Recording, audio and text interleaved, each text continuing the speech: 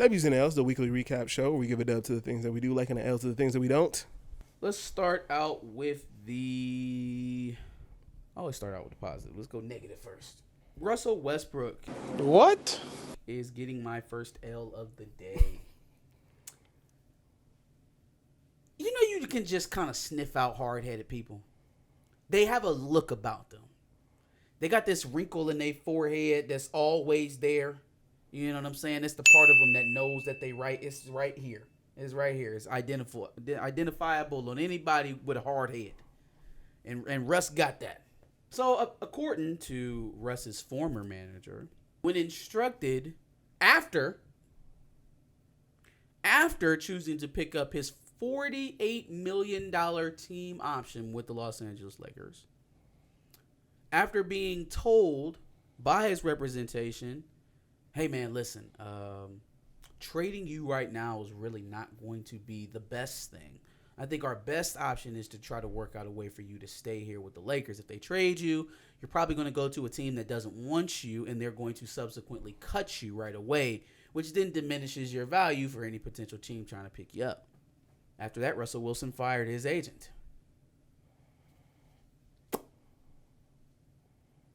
Hey, Russ, you know who I blame for this? I blame Kendrick Perkins.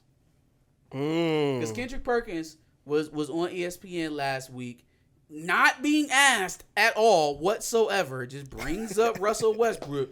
You know what I think? I think Russell Westbrook really wants out. He's not a dummy. He hears all of us talking about trading Kyrie to the Lakers for Russell Westbrook. He's not a dummy. He knows that he's a good player and he don't want to be traded. So once his name keep coming up like that, he won't out too. 2 days later, Russell Westbrook splits from his goddamn agent. I'm like, that was fucking Kendrick. I don't like that I saw Kendrick as you were doing the impression in my head. Oh my God, man. Like, is everybody on the planet wrong? Like, everybody? Your agent? The team that you play for? The other 30 teams in the NBA? They all wrong? All of them, everybody wrong about you? Everyone. He feels like he's being done like Carmelo was when he left New York. Hey, P, they said I got to come off the bench. Hey, yo, AD, they said I should come off the bench.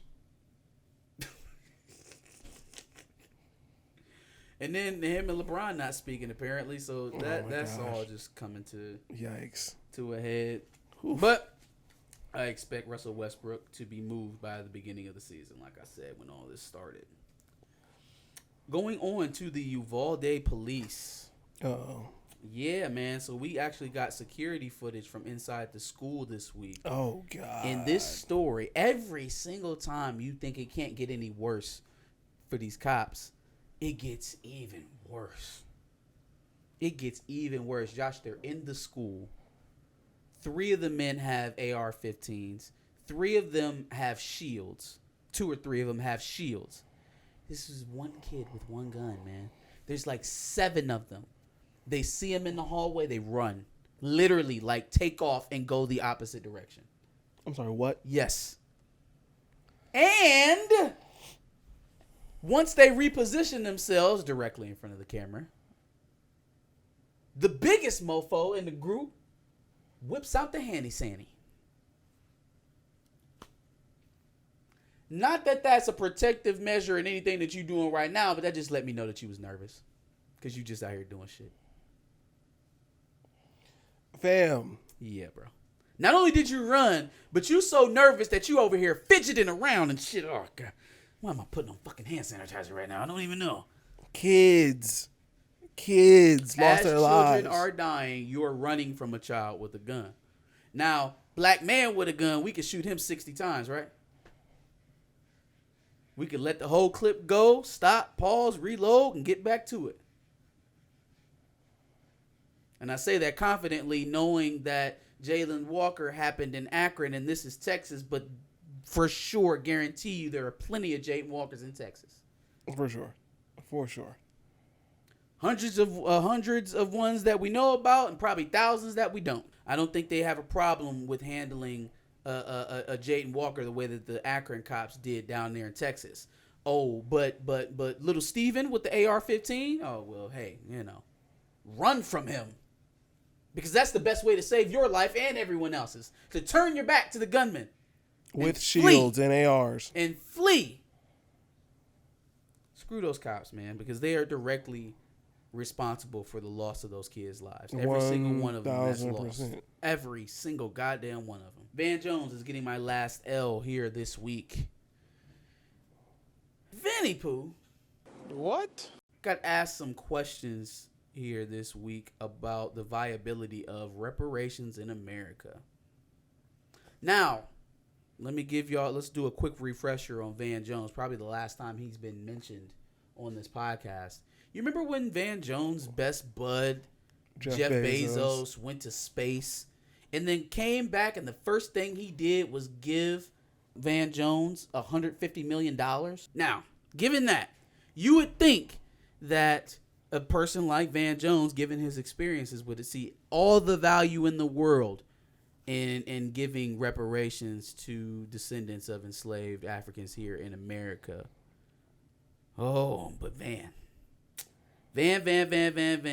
Much like his buddy Obama during his time in the White House, whenever he was pressed on the reparations, tells us basically the white folks don't want it, so let's not ruffle the feathers. And instead, let's try to implement social programs through legislation to bring people forward, because social programs beat money every time.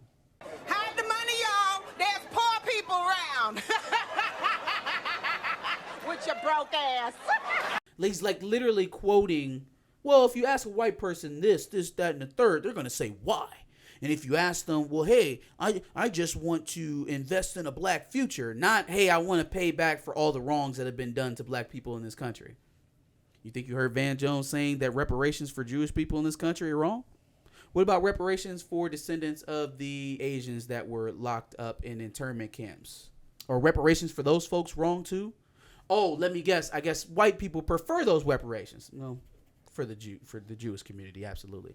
But they damn sure don't approve of it or fight for it when it comes to Native Americans. Hell, at this point, Josh, I think the kids that were held at the southern border and separated from their parents are going to end up getting reparations before black Americans do. Because you have black Americans like Van Jones who are willing to stake their reputation and their connection to their own community to tell black people that they're not owed the money that they're owed. Despite building the country. No, actually, he goes a step further. He full on admits that they are owed the debt that is, reparations here for black Americans, but just says that it's going to be too steep of a political fight, so we should give it up. Now, that's easy for you to say walking around with your $150 million fucking dollars, but you're not about to blow smoke up my ass and tell me that social programs would beat trillions of dollars immediately be put in the hands of black Americans. You can go sell that logical fallacy somewhere else. That's bullshit. Screw Van Jones. All right, 2 dubs. First dubs going out to Michigan recruiting. There's been a lot of talk about what's been going on with the recruiting side of things over there at Michigan. They had slid down pretty far, even though it was more than early in the cycle when all of this hysteria started. Since then, Michigan has made some strides here towards the end of June, early July. Scraped in commitments. I think they're sitting at about 12 currently. With the addition of Collins Enchpong, 6'8", 255. Another edge rusher, Eno Eta, 6'5", 250 as well. 4-star offensive lineman, Amir Herring. And then we just signed a French prospect, another edge rusher. 4 signees. Went from 50 in the composite ranking. And yeah, I go by composite. For the guy's name, I don't understand why people, especially for people who are looking for more positive results like Michigan fans, look to either Rivals only or only look to, 24/7 Sports only for recruiting services. why not take the one site that puts all of that shit together and comes up with an average for them all? I don't know. I guess you like biased takes. But I take the composite over the individual rankings. Michigan's moved up 25 spots. 26 now after the French commit whose name is escaping me. But yeah, 12 signees overall, number 24 in the composite on 3 rankings. I see no reason to panic whatsoever at all. Especially when you think about how Michigan closed last year with the flips and the unexpected signings that they were able to get closer to signing day. So I think Michigan's going to be fine. Obviously trending in the right way, or trending in the right way is fine. In the right way for recruiting and doing it without promising a 17-year-old high school student $8 million. Collins Acheampong. There we go. And Aymeric Kumba. Aymeric Kumba is the French prospect. Yeah. And then still in on guys like Nicholas Harbor and we still got 4 and 5 star guys on the board that they're in good position for. So I never really thought it was a time to panic.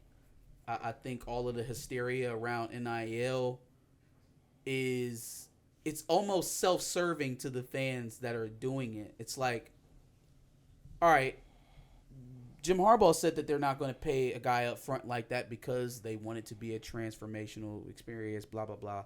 But at the soul of that is not paying someone before they're due. So now if you're going to sit up there on the same platform that you're complaining about Michigan's NIL approach on and criticize Texas A&M and Miami and Oregon for pay for play, are you then advocating for Michigan to do pay for play? Are you literally using your platform to ask them to break the law? Are you advocating for bribery? Is it wrong when they're doing it or not? Like, I understand the NCAA is not coming down on anybody yet. But so what are you advocating for? Is it wrong or not? Do you see the virtue in offering a high school student millions of dollars to play football or not? Because that's literally what you continuously ask Michigan to do, but then complain and critique when you see other teams doing it. So I'm very confused on what the direction is here for many of the fans. It's going to be tough for any team to progress once we get to a certain point. Yeah, but that's the thing. It's like, if you believe that this is always is how this is going to be, what happens when the first one of these guys is a bust? That's a really good question. First of all, do you honestly believe that they are paying $8 million up front for the hope that this 17-year-old is going to pan out to be what he says he is? Yeah, he has to be. If they did everything, if and they more. did, then they deserve to lose every penny that they lose. It's not the most common answer, so what tells me is that they'll probably end up getting gypped out of the total that they were promised, which is going to lead to legal problems, which is going to lead other colleges to stop doing this. Yeah, no, I don't think this recruit is going to take Tennessee to the playoffs. And with that, I forgot Tennessee too. Yeah. Oh, that's what I thought we were talking about. I $8 million. mentioned Miami, Oregon, Texas A&M, but Well, Tennessee no, I as well. thought specifically when we were talking about the $8 million. Oh yeah, hit, sure. And yeah. so, you pay him $8 million. I'm assuming you want him to go to the playoffs every year he's there. Nigga, he better start his freshman year. That's another thing. But not only start though, I would assume $8 million. You want him to take Yeah. you to the playoffs immediately. Let's say I'm a junior walk-on. I fought my way to Cade McNamara. No, he didn't walk on. He was recruited. But a guy like that, worked my way all the way into the starting position. Now you've brought in a freshman QB who's making $8 million. He's making more than all of the assistant coaches. Mm-hmm. Smaller school, probably all of them put together. But that's where it's at. So now that booster has put $8 million into your program. If I'm a special interest group or a lobbyist and I go to a politician and I put $8 million into his war chest, don't you think I'm going to be looking to get a little pat on my back? And if it doesn't happen, then what do you think is going to happen to that money? the current setup of NIL is not sustainable. Everybody sees that. So why are you so thirsty to push Michigan into the most volatile phase of it and risk whatever flexibility they will have going forward when whoever's not putting on the safety guards or the training wheels right now ends up getting their head cut off? Why wouldn't you want that to not be your university? Don't get it. Last dub I got here is going out to Funny Marco. Fam, he is both the worst interviewer and the best interviewer I've ever seen all together. I think the worst part of it is intentional. I think they're supposed to be prank interviews. I don't know, man. From what I've seen because he did an interview with Jada, Lil Baby's girl, and that one was very clearly a prank. Yeah, I would say this one, and we're getting ready to talk about it, was hard to tell what was real and what wasn't. But I'll just say there's no direction whatsoever to any of this. It is just a bunch of random questions, but it works so well with certain players, i.e. Orlando Brown. Yes. Oh my God. Oh my goodness. Everything out of this was like start to finish hilarity. Yep. It was so hilarious. You got a lifetime deal with Disney? Oh, we can't talk no business because Disney got you locked up. Disney got you locked up. Like literally every business move he said he had. Oh no, you can't talk about that. That's fucking Lil Bow Wow shit. You got beef with Lil Bow Wow? Oh, I got Lil Bow Wow. Lil Bow Wow got good ass pussy. Huh? Excuse me? What? Well, I'm out, man. That nigga's tripping. Excuse me, sir? Like, at first, I thought he was trying to say, like, he keeps some nice women around him or something like that. But then he reiterated it and was like, no, he got good pussy. But then in the interview, they didn't follow up on that. They just let him say that shit and moved the fuck on. To be fair, if I heard the same shit, I'd be like, I'm not even going to dignify that with a response. No, you gotta clarify it. That's some wild shit you just said. I don't even. Then I didn't even know this dude had a tat of Raven Simone on his neck. Fam, I see why they didn't let you back. Here's my question. I thought Orlando Brown was good. Like, I thought he wasn't on drugs anymore. Relapse? But that I feel like that just happened not too long ago. You know what? I don't know. I felt like it might have been longer than that, but either way, it's a very short amount of time of sobriety. Yeah, that's true. They was blazing his retros. Because those weren't coming from a sneakerhead. Do you know what retros are? Yeah, those weren't real.